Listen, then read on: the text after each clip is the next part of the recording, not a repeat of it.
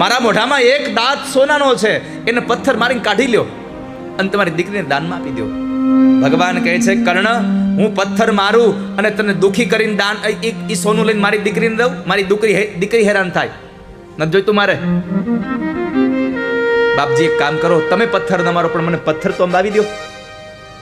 ભગવાન કહે છે હું પથ્થર અંબાવું ને તું મને સોનું આપે ને તો તે મારી પાસે કામ કરાવવાના બદલામાં આપ્યું કહેવાય, એને દાન ન કહેવાય દીકરો. અને પાંડવોની વાત આવે એટલે મહાભારતનો કાળ યાદ આવે. અને મહાભારત એટલે દાદા ભીષ્મ, 100 કૌરવો, 5 પાંડવો, 5 પાંડવોની પત્ની દ્રૌપદી, ધૃતરાષ્ટ્ર, ગાંધારી, વિદુર, મામા શકુની અને સૌથી મોટું પાત્ર દાનેશ્વરી કર્ણ. વિચાર તો કરો, મહાભારત યાદ આવે એટલે આટલા પાત્રો સામે આવીને ઊભા જ રહી જાય. અને આ સંસારમાં કર્ણને ખાલી કર્ણ તરીકે સંબોધન થતું જ નથી, માત્ર કહેવાય દાનેશ્વરી કર્ણ.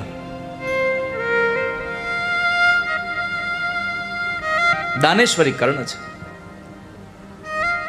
કારણ મૃત્યુના છેલ્લા સમય સુધી દાન આપ્યું છે.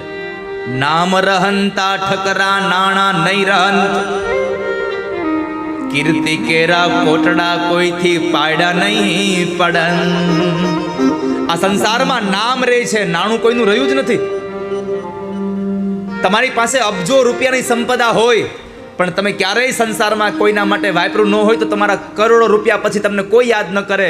અને તમારી 5-10 લાખની સંપદામાંથી પણ 5-25 રૂપિયાનું દાન કર્યું હોય ને તોય સમાજ યાદ કરે, ભાઈ એની પાસે કઈ હતું નહીં પણ દાન દેતો હો માણાઈ. મર્યા સુધી દાન કર્યું છે કર્ણએ. ધન્ય છે તારા દાન ને કર્ણ, ધન્ય છે. ત્યારે અર્જુન બોલ્યા, પ્રભુ દાન તો અમે દીધા, કોઈ દી વખાણું જ નહીં તમે. ભગવાન કહે છે હાલ સંભળાવું તને, હવે સમજાવું એને શું કામ વખાણું છું. અને ત્યારે ભગવાન એક બ્રાહ્મણના રૂપમાં આવે છે અને કર્ણને અર્જુનના બાણોથી શરીરમાં ઘાવ લાગ્યા છે. કણસતો પડ્યો છે આમ રણ મેદાનમાં. અને ત્યારે બ્રાહ્મણના વેશમાં આવી અને ભગવાન બોલ્યા છે કે દાનેશ્વરી કર્ણ, તમારી પાસે એક અપેક્ષા લઈને આવ્યો છું. લોહીથી ખરબડાયો એ કર્ણ કહે છે, કહો બાપજી શું અપેક્ષા લઈને આવ્યા? તો કહે છે કે મારી દીકરીના લગ્ન છે અને મારે 2 તોલા હોનું જોઈએ છે. 2 તોલા હોનું જોઈએ છે. કર્ણની આંખો ભીંજાઈ ગઈ ને એટલું બોલ્યો છે, બાપજી તમે મારી દશા જોઈ શકો છો. મારા કવચ અને કુંડળ સોનાના હતા, એ તો હવે ઇન્દ્ર આવીને લઈ ગયા છે. મારી પાસે કાંઈ સોનું નથી. બાપજી હું શું આપું તમને? મને માફ કરજો. અને ત્યારે ભગવાન બ્રાહ્મણના વેશમાં હતા બોલ્યા છે કે તો હવે કર્ણ પાસેથી ન મળ્યું તો હવે બીજા પાસે જઈને આપણે કરવું શું? જો કર્ણ ન આપી શકે હોય તો આ સમયમાં હવે કોણ આપી શકે? ભલે મારી દીકરી કુંવારી રહી, નથી દેવું મારે કન્યાદાન, કઈ વાંધો નહીં. આટલું કહીને ભગવાન 2 ડગલા પાછા ચાલ્યા ને ત્યાં ભગવાનને કીધું, કર્ણે બાપજી ઉભા રહો, એક કામ કરો, મારું તો શરીર હવે ચાલતું નથી, મારા કવચ અને કુંડળ મેં આપી દીધા છે, પણ એક કામ કરો, એક પથ્થર લ્યો અને મારા મોઢામાં દાંતમાં એક દાંત સોનાનો છે, મારા મોઢામાં એક દાંત સોનાનો છે, એને પથ્થર મારીને કાઢી લ્યો અને તમારી દીકરીને દાનમાં આપી દો. ભગવાન કહે છે કર્ણ, હું પથ્થર મારું અને તને દુખી કરીને દાન એ સોનું લઈને મારી દીકરીને દઉં? મારી દીકરી હેરાન થાય, નથી જોઈતું મારે. બાપજી એક કામ કરો, તમે પથ્થર ન મારો પણ મને પથ્થર તો અંબાવી દો. ભગવાન કહે છે હું પથ્થર અંબાવું ને તું મને સોનું આપે ને તો તે મારી પાસે કામ કરાવવાના બદલામાં આપ્યું કહેવાય, એને દાન ન કહેવાય. તારે આપવું હોય તો દાન આપ. અને ત્યારે ઢસડાતો પથ્થર સુધી પહોંચ્યો. પથ્થર લઈ પોતાના મોઢામાંથી મારી અને દાંત પાડી અને લોહીથી ખરડાયેલો દાંત હાથમાં લઈને કહે છે કે લ્યો બાપજી આ દાંત લેતા જાઓ ને તમારી દીકરીને કન્યાદાન કરી દેજો. અને ત્યારે પણ ભગવાન બોલ્યા છે કે તારા લોહીથી ખરડાયેલો અપવિત્ર દાંત છે, માર ન જોઈતો આ દાંત. મોઢામાંથી પથ્થર મારી યાતનાઓને સહન કરીને દાંત કાઢીને આપ્યો તો ભગવાન ના પાડી કે મારા લોહી વાળો દાંત નથી જોઈતો. તો કહે છે બાપજી એક કામ કરો ને, મારું ધનુષ આપો, હું માનસી ગંગાને પ્રગટ કરી અને હું તમને દાંતને સ્વચ્છ કરી દઉં. ભગવાન કહે છે હું કામ કરું તું મને આપ તો એનું કઈ દાનનું મહત્વ નથી. ઢસડાતો કર્ણ પોતાના ધનુષ પાસે ગયો અને તીર ચડાવી માનસી ગંગાનો મંત્ર કરી અને કુરુક્ષેત્રના મેદાનમાં માનસી ગંગાને પ્રગટ કરી અને માનસી ગંગાથી પોતાના રોહીથી ખરડેલો દાંત ધોઈ પવિત્ર બનાવી અને બ્રાહ્મણના હાથમાં આપ્યો. આવું દાન આપ્યું ને એટલે કહેવું પડે છે કે દાનેશ્વરી કર્ણ હતો. એમને યાદ નથી કરતો સમાજ કોઈને. આ સંસારમાં તમે કાંઈક કર્યું હશે ને તો દુનિયા તમારા માટે યાદ તમને કરશે. બાકી તમારા દીકરા હોય 2 પેઢી પછી તમારા ફોટા ઉતારીને ઘરમાંથી મૂકી દે છે, એ યાદ નથી કરતા. નામ રહંતા ઠકરા નાણા નહીં રહન